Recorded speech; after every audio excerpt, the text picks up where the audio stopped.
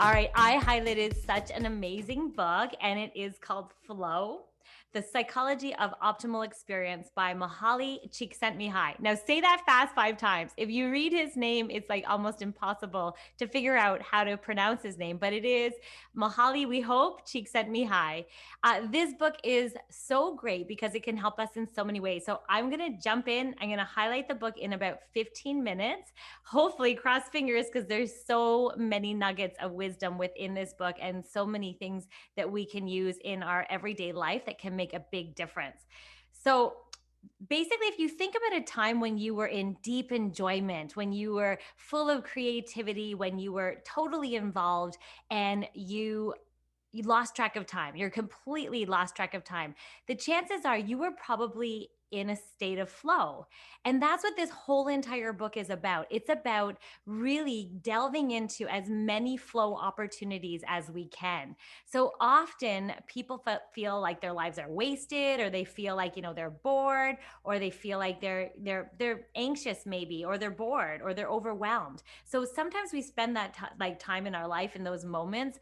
But what's really cool about this book is that it really encourages us that we can actually achieve that flow state more frequently, and we can actually make our lives feel so much better and have more happiness and subjective well-being, because we can go into these states, this flow state that he calls it, for optimal experience. And that's what this book is all about. We're going to jump right in. Csikszentmihalyi really demonstrates the ways that this positive state can actually be controlled. So the good news is that we can learn flow, that we can enhance flow, and that it's not just by chance.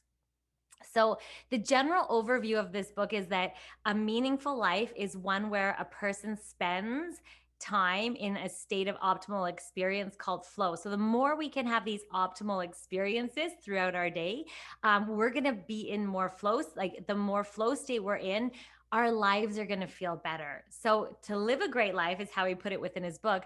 Our goal must be to maximize the amount of time we spend in flow. So, by improving our experiences, we can have more of these subjective experiences.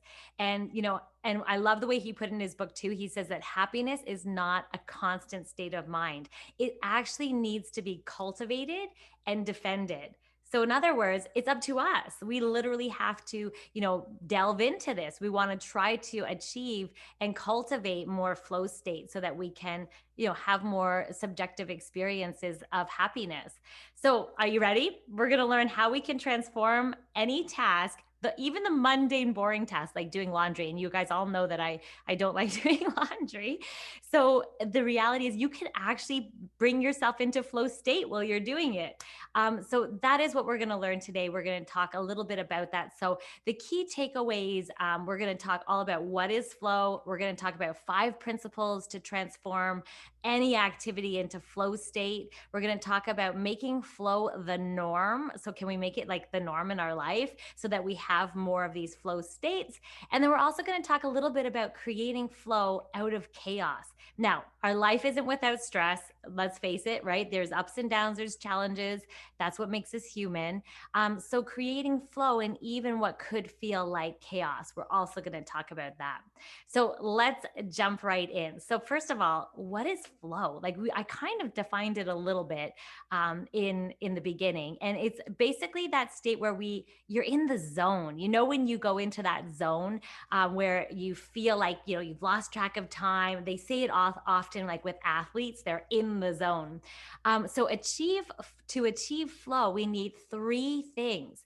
And so he talks about having realistic goals, and then he talks about your goals must match the opportunities for action.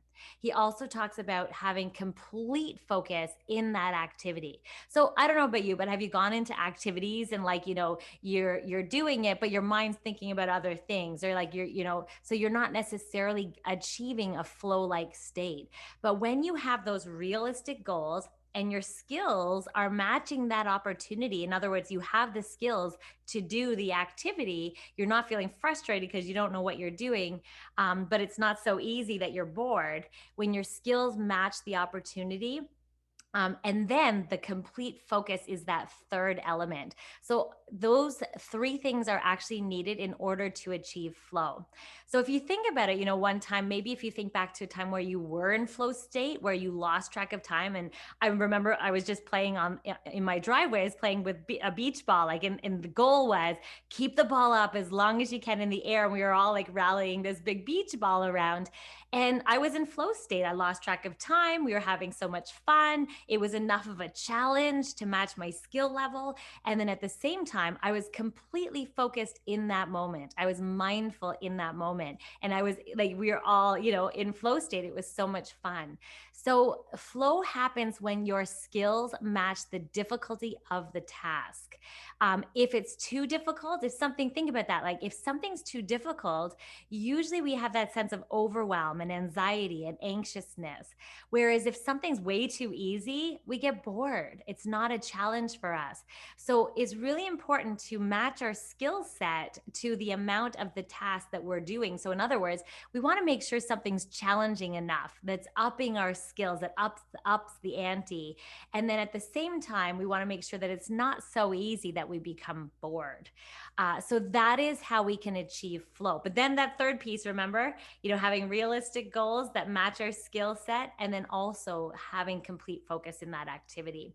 So that is basically what flow is. We want to make sure that we're choosing activities like, oh, the other thing in the piece that I love is that he talks about the more that something looks like a game, the more enjoyable it becomes. And it's so true. Like sometimes I'll put the timer on. I'll put the timer on my microwave. It's like, okay, for the next 10 minutes, I'm going to fold as much laundry as I can and see how fast I can get it all away. So I create the goal. It matches my skill level. I go as fast as I can. And then by the end, I feel a sense of accomplishment. And I actually can drive myself to go into a bit of flow state, even in that mundane task of folding laundry. So that's one strategy, right? So the more we can make things like a game and gamify things, and I love gamifying. I know I do the 10-minute tidy ups. Like, let's see how fast we can tidy this house in 10 minutes. It's like, you know what? Let's put a time lapse on your phone, Felicia, before we clean your room. And like she'll be in her room. It's like, oh, cool. And then she'll see a time lapse of her whipping around the whole entire room, which is so fun. So the more that we can make an activity like a game, the more likely we're going to go into flow state. And I really love that nugget because that we can do, right? Like think about all the fun ways that you can add gaming to, the things that you do in order to make it challenging, right? Games, there's a goal in mind. You're totally focused in the moment, and you're using your skills to accomplish the task. So you can see why games naturally have a tendency to put us into flow. So he does talk all about the 5 principles to transform activities into flow. And so of course this is in the mind map, so you can go to my book vault on my website, and this whole summary is there, and you can delve into the 5 principles of flow state. So you want to adopt these 5 principles in order to transform activities into flow. So we know the 3 things that are required to have flow, but now let's delve into these principles that we can transform activities into flow. So first of all, we want to define the goal of an activity. So that's really important, that goal piece, creating a major goal and also sub goals as needed to reach that goal. Then the next thing is find ways to measure your progress. So this is so important because you can see yourself, reaching goals slowly and systematically. Like I know when I'm writing my book, I break down section by section. It's like, okay, today and this week, I'm going to focus on, this whole chapter. Monday, I might download my brain. Now, Tuesday, I might start organizing. Wednesday. And so I chunk it down into sub goals so that the whole project doesn't feel overwhelming. And then I give myself a time, okay, for the next hour, I'm devoted to this book and I'm going to be super hyper focused. And then I know what I want to accomplish in 1 hour. And that goes with that thing, right? If you have an hour to clean your house, you're going to take an hour. Whereas, if the guests are pulling in the driveway and your house is a disaster, you can usually pull things together, right? In like 10 minutes. It's so funny. So that time constraint kind of, drives us to really focus. And I love that. So he also talks about, so find ways to measure that progress. So create mechanisms that can track how far along you're going. And so creating sub goals and little mini accomplishments is a great way to do that. He also talks about concentrating on the task at hand. Now, this focus piece is really important, right?